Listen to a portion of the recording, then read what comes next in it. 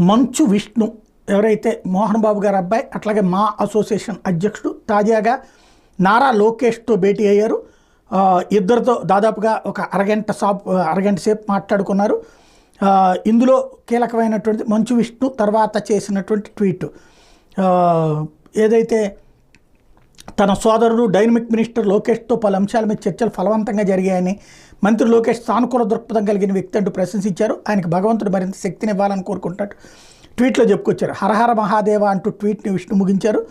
అదే సందర్భంలో వివిధ అంశాల మీదనే చర్చించారు. మెయిన్లీ మొత్తం సినిమా ఇండస్ట్రీ అంతా హైదరాబాద్ కేంద్రీకృతం ఉంది. ఒకప్పుడు తమిళనాడు నుంచి హైదరాబాద్ కేంద్రీకృతమైంది.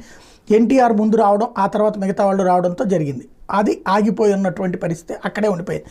ఆంధ్రాకి షిఫ్ట్ చేయాలనుకుంటున్నటువంటి వేళ ఆ విధమైనటువంటి దాని గురించి మాట్లాడారు అన్నటువంటి కాన్సెప్ట్ ఒకటి చర్చకు వస్తుంది.